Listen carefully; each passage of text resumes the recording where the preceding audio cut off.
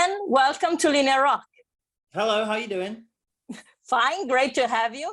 So, Asking Alexandria is one of the hottest bands around. British to the bone, but you recently had your very first #1 in the US, active radio, rock radio actually, with Alone Again, which was, and still is a global success. So first off, congrats on that. Thank you so much. It's been great. But why do you think Alone Again had that big success? And what do you think, that makes it more difficult today for an English band to break through America? I think it's just there's so much competition now. Not necessarily competition, because bands aren't really in competition with each other, but there's so many bands out there. There's so much music to listen to, and I think in this day and age, with platforms like Spotify and Apple and Amazon, you're just bombarded with music from every which direction, every genre. Right. So it can be hard to sort of cut through all of that and have people notice your song.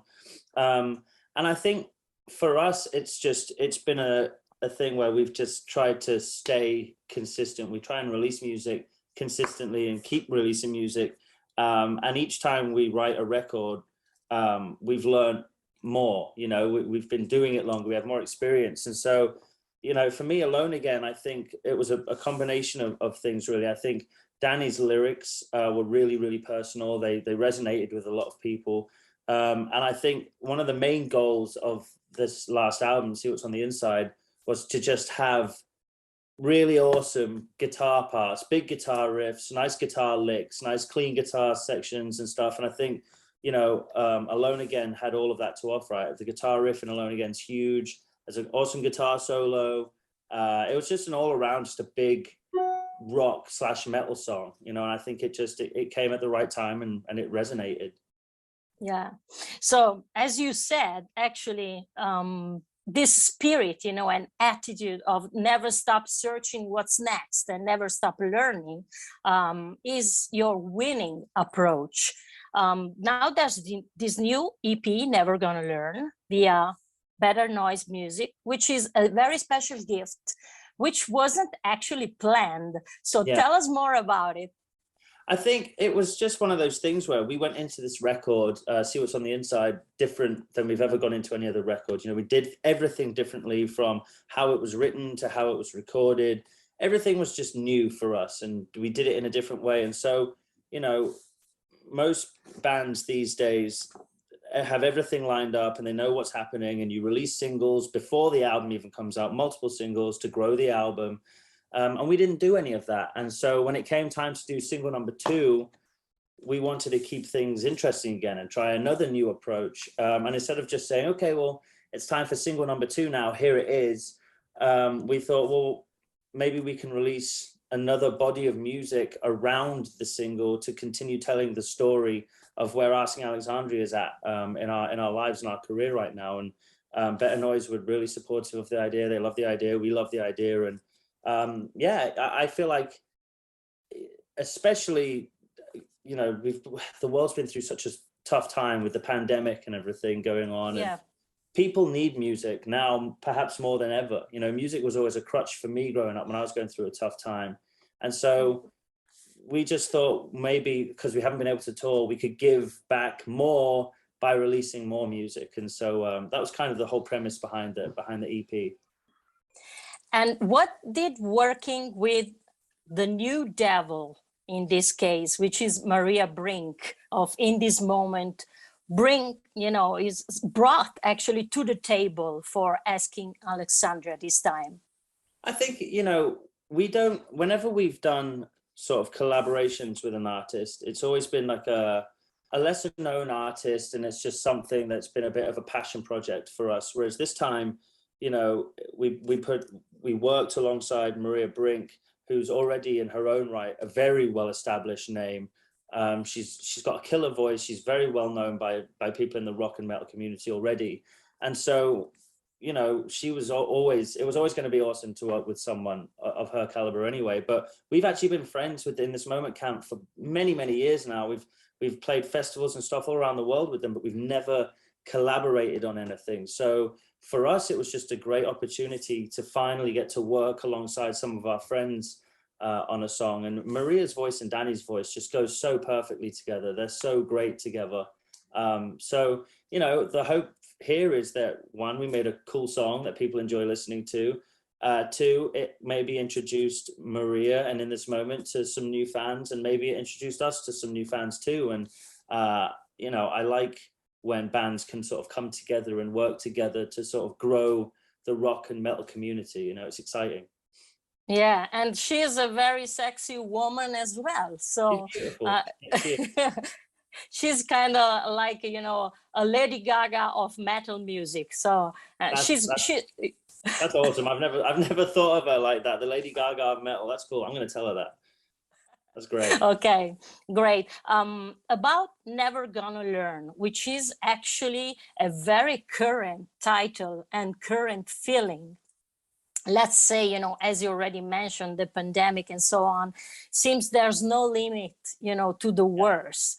And you had actually a tour planned right on the spot in Ukraine and Russia, end of March, which I guess it's canceled. It seems absolutely insane, you know, what's happening, and everything changed so quickly. So about the tour is actually, I guess, canceled. And so what's happening? Yeah, you know, it's so upsetting for us because we've been looking forward to this tour for so long. And, you know, we are British, you know, just because we live in the States doesn't mean we're not British anymore. So we miss touring the UK and we miss touring Europe. It's been so long. So to have to cancel it at this stage is devastating. But I think people need to realize that a tour is everything has to run smoothly for a tour to happen. You know, we don't just hop on a plane, the five of us with a guitar and our instruments on our back, and turn up and play a show. You know, there's so much that goes into putting a tour on, especially when we are based in the States. So all of our crew has to fly over there. There's visas, there's the cost of gear being shipped, there's the cost of flights, there's the cost of insurance and buses and trucks. And so when you lose one show, it affects the budget of the entire tour. And then to lose 3 shows, all the Russian shows and the Ukrainian show, that's a huge blow. And then on top of that, some of Europe is still in lockdowns and has, you know, curfews and mandates and stuff in place. And so, you know, unfortunately, the whole thing had to come down, which is devastating.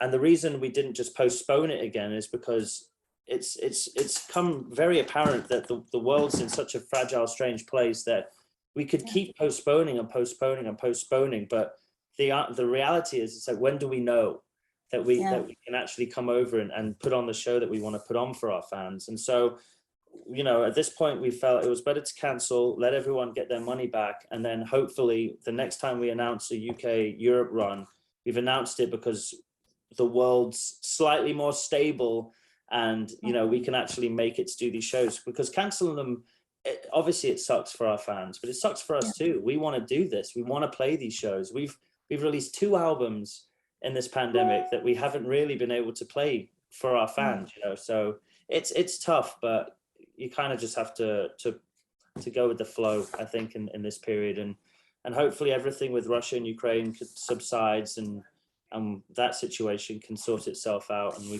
can get back to doing this. Since it was, you know, a matter of 3 weeks, maybe, yes, maybe 4, no, 3 weeks, did you ever think for a minute that, you know, maybe if this tour started, since it was starting from that area, you could have been, you know, there now? So it's did you think about it for a minute? Not until you just mentioned it, you know, but, you know, and that would have been pretty devastating too. It would have been upsetting, but you know, there are people there now too, you know, going through it and looking through it, and the whole thing is devastating, really. I mean, I don't even know. It's just sad. It's just so sad. I see you are at home. Which part of the United States do you live? I live in Charleston, which is, it's a really old part of the United States. One of the first places that you know, people sort of settled, and there was a lot of British people that came over, and so there's a lot of like British and European culture and roots and architecture and food. So it's as close to being home as I could find in the United States for me. Do you all live in the same area as a band? No, we all live really far away from each other. Okay, you know, I was asking because I see you have a lot of guitars there, so you keep yourself busy. But you also said that you just rediscovered, you know, the pleasure of working all together in the same room as a unit. So that's why I was asking. Do you think that having more free time recently, to see it as a pro, let's say, has helped this choice some way? And see what's on the inside as a title of this 7th album is the perfect manifesto, even, you know, as a result of how you wrote and record the songs this time? Yeah, absolutely. You know, I think like I said before, the pandemic's been awful. It's been hard for everyone, but for me to take something good out of it, it is that, you know, it's made me realize, one, how much I missed my wife and kids traveling so much before the pandemic. It's made it very apparent how much I missed at home. And the other thing it's done is made it very apparent just how important relationships are, whether it's with your friends or your parents, siblings, wife, kids, whoever it is. Relationships are so important.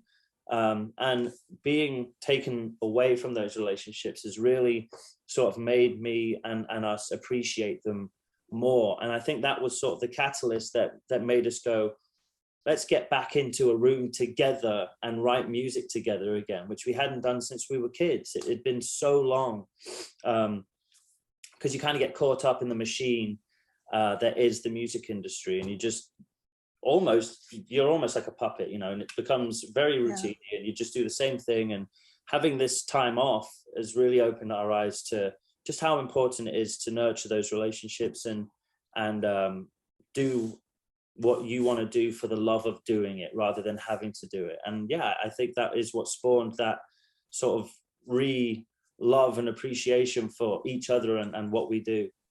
Yeah, I've noticed that everything has always been credited under the band's name instead of single members. A very peculiar choice.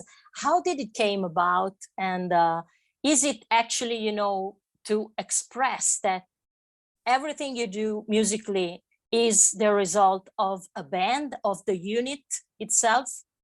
You know, I do. I think that Asking Alexandria is this unit. It is this group of five guys, you know. And I think if any one of us weren't in the band anymore, it just wouldn't be the same. You know, we went through a period where we didn't have Danny in the band, and it, you know, for what it was a great period, and we did write a great record.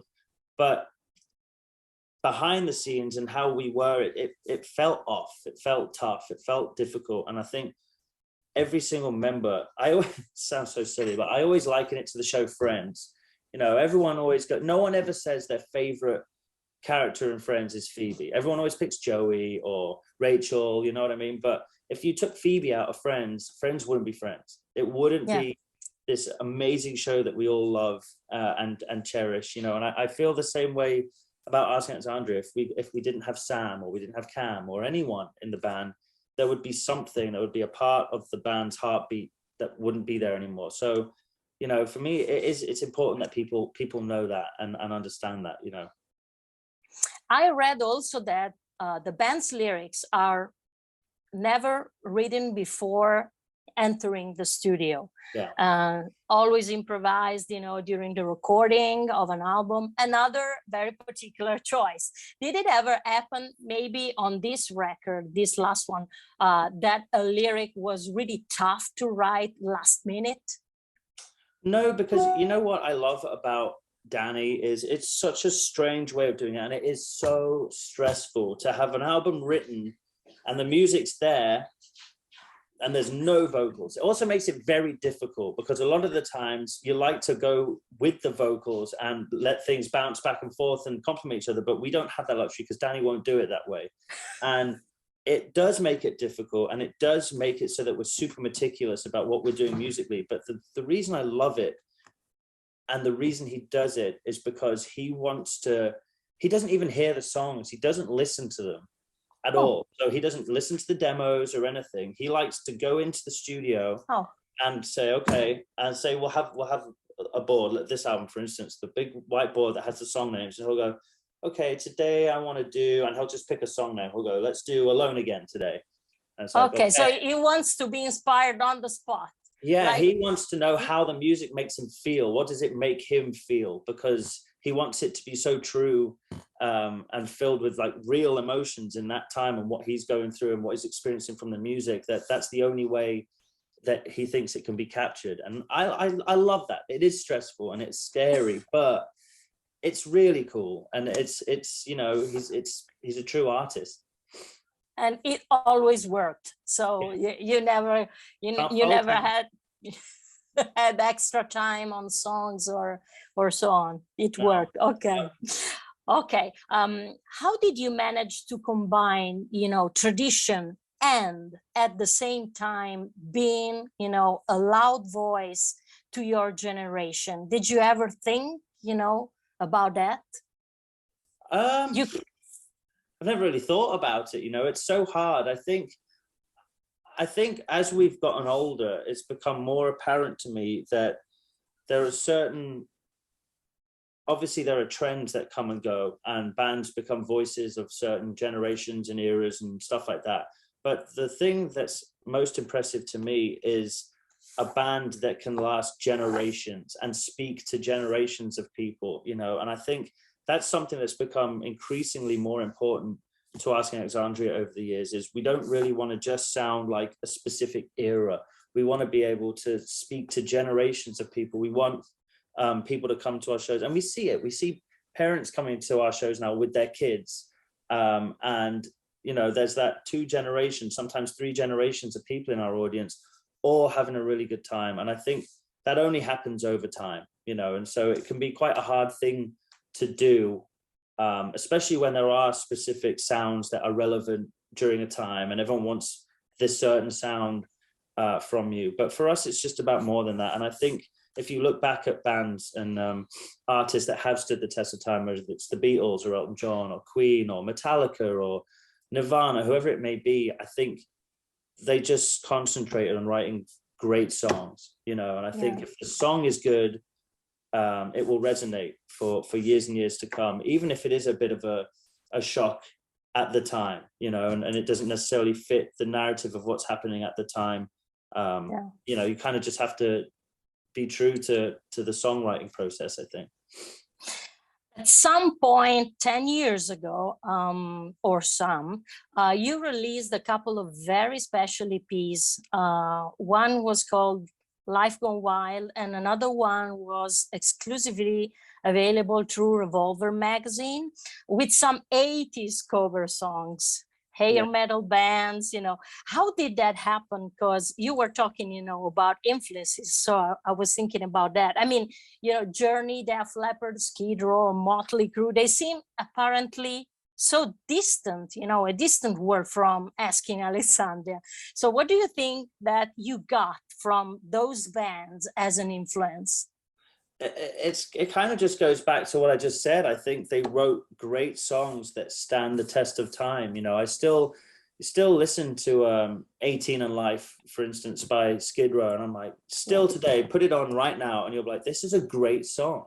This is just as good now as it was when it was written decades ago, you know. And I think that's something that's always inspired me when being a songwriter is how well is this song going to stand up to the test of time? You know, how is it going to sound in 10 years? And sometimes you nail it, and most of the time you don't. It's hard to write a song that will stand the test of time. And I think, you know, for every 20 songs you write, you'll probably write 19 that don't stand the test of time. But if you can write 1 or 2 over the course of your career, you'll have a big impact on people for decades to come, you know. And I think that's exactly what happened with bands like Skid Row and Def Leppard. For me, I obviously wasn't around really when those songs were big, and when I was very, very young, so I wasn't listening to them, but they stood the test of time, and I discovered them when I grew up, and I loved them just as much as people loved them when they came out then. And I think that's a really rare thing to be able to do and accomplish, you know. And I think so we just wanted to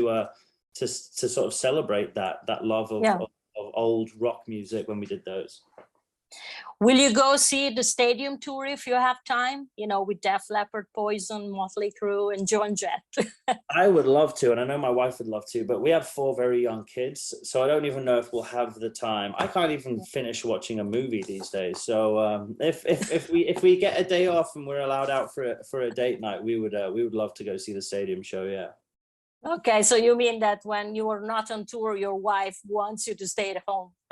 She always wants me to stay at home, yeah. Yeah, of course. Last album, See What's on the Inside, is also the first one of your new global deal with Better Noise Music. Is it true that you were signed by label president Dan Wade in person, you know, in London, and that he wanted to sign the band so badly, and that he had, you know, to convince you? And tell us, you know, that story, which is very interesting. I mean, we've been a band for a really long time now. You know, I think this is coming on 12 years, 13 years, which isn't a long time in the grand scheme of things, but it is, you know. So when our contract was up with our previous record label, we had offers from everyone. And being in this day and age, it's very easy for an artist to sit back and go, well, why don't I do this on my own? I can put my music on Spotify. I can put my music on Apple. You know, and a lot of artists are going that route. Whereas for us, there's still so much more we want to accomplish and so much more we want to do. And we think there's a lot of guidance out there to still, you know, find and have, and so much stuff to still learn from people that have been doing this for even longer than we have. And one of the big things that we really, really wanted to do that was really important to us is the fact that we've been established in the United States for so long. We've lived out here for so long. A lot of our career has been focused solely on the United States and North America. And obviously, throughout our career, we've toured Europe countless times, and we've toured the world countless times, but it was always second to North America. And so something that was very important to us was to find somewhere that established in the UK and in Europe and around the world, so that we could spend more time. Obviously, the pandemic hasn't helped this cause, but we wanted to spend a lot more time traveling around the world and reaching our fans that don't get to see us as often, especially in the UK and Europe. And that was one of the things that Dan and the Better Noise team brought to the table. This is the first time we've been signed out of the UK, out of London, you know, and that, even just that felt good to us. It felt like signing a record deal from our home country felt monumental to us, you know, and you know, it was just important that we get to spend the time that we want to spend back in the UK and in Europe. And obviously, with circumstances now, it sucks. Things keep getting cancelled, but that's still very much the plan. Once everything starts to get more focused and open up again worldwide, we fully intend on spending a lot of time over in the UK and in Europe and places. And Better Noise had that to offer us. And how did it happen in the early days that you ended up in Dubai?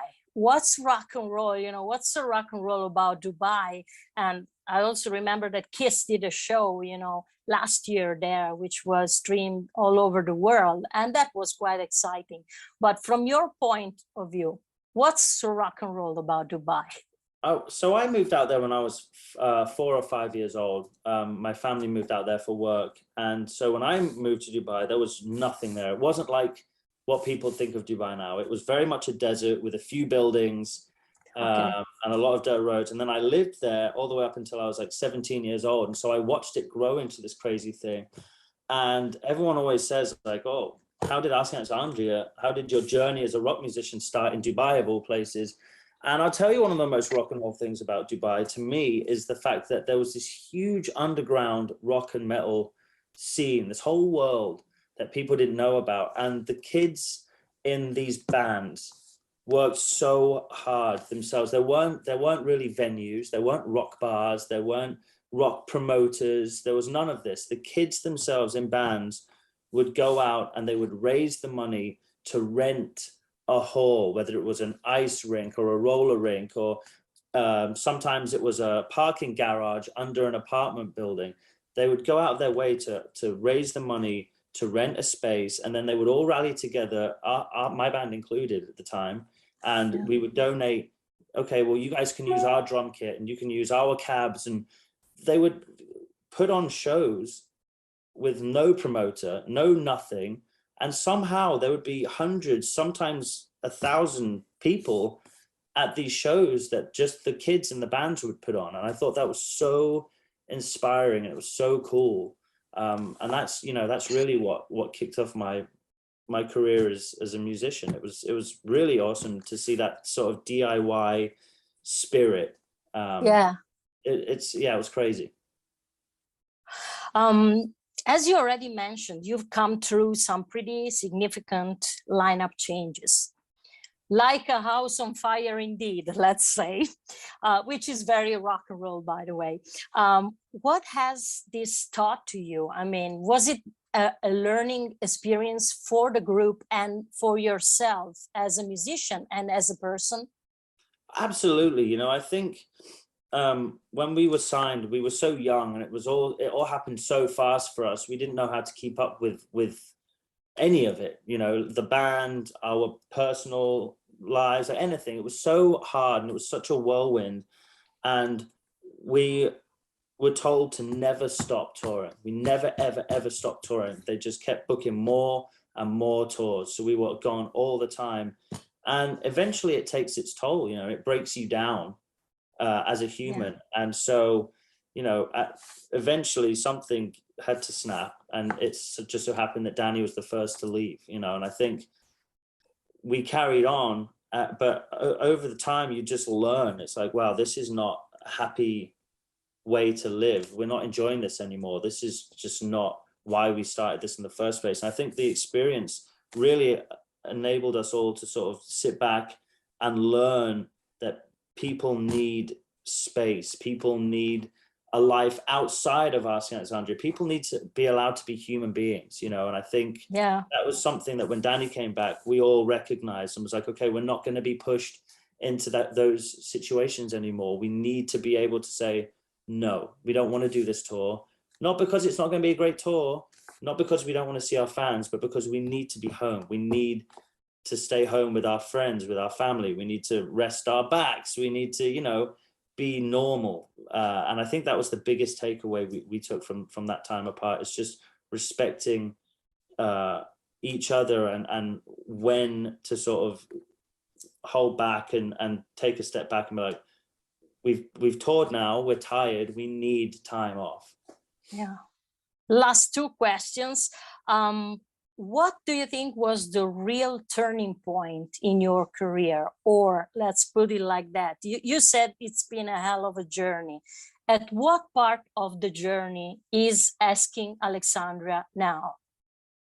I think, I'm hoping we've made it to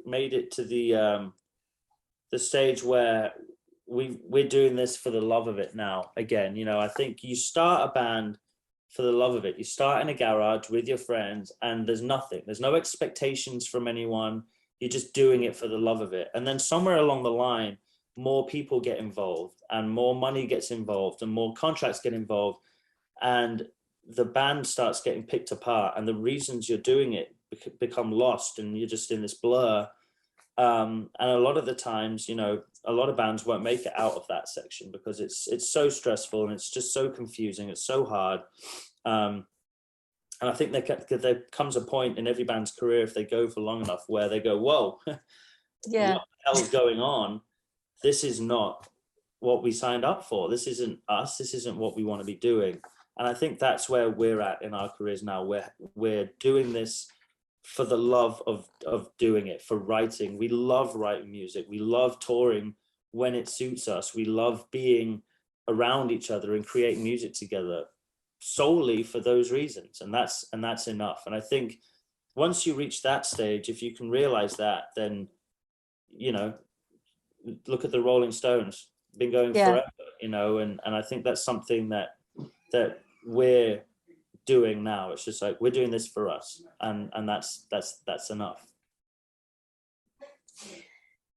Is music, and especially rock and roll, the reflection of the world changing, or do you think that it leads to it from your point of view?